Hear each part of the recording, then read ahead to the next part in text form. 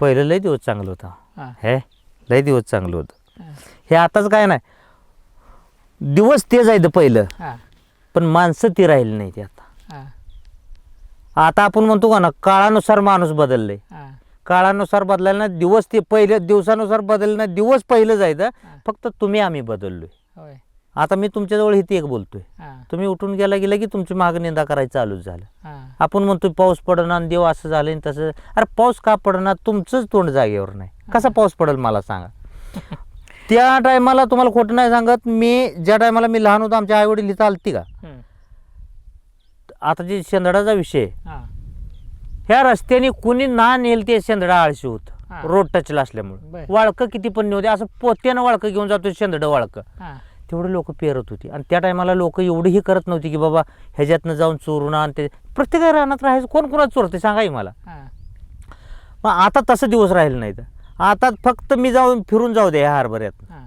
एकच येईल दिसू द्या मला. हां. 8 दिवस चक्रा घालायला त्याकडं. आता फुलं होतं गेल्या आठवड्यात, आता कळी लागली. हां. कळी लागली का नाही, ही माणूस म्हणजे एवढ्या ह्याला गेलंय. त्याच्यामुळं लोकांनी पेराई सुद्धा बंद केले राहणं. हां. हां, कारण का तर ही रानं मंगळवाल्याची आहे ती, काय मरोडवाल्याची ती, काय कागस्टवाल्याची आहे ती. किस्सा असा होतो की जवळ कोण आहे आम्ही हां. आम्ही म्हणण्यापेक्षा आमचं गाव म्हणा, हां. ठराविक कोण गवताला येणारी म्हणा. हां. बरं ती जाताना मोकळं बी जात नाही हो. हां.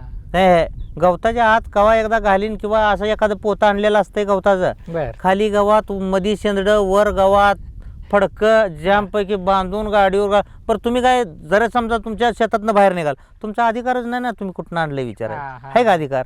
नाही. पण तुम्ही कसं बोलू शकता की बाबा तुझ्या पोत्यात काय आहे? बर. बरोबर आहे ना. हां, हां, हां. मग हे असा किस्सा होतोय.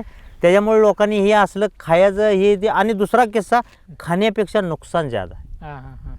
काय नुकसान काय होतं, कसं होतं खरं? नुकसान तुम्हाला सांगा, जी शेंदडा जी याला येतं हां. ती कच्चा असताना कडू असते. बरोबर आहे. हां. हां? हां. मग ही आता माझ्या पोरासारखी पोर काय करतात माहिती आहे, हां. त्याला काय कळत नसतं ही काय आहे ना, की वाळू काय हां. का दोडा शेंदाडा. बर.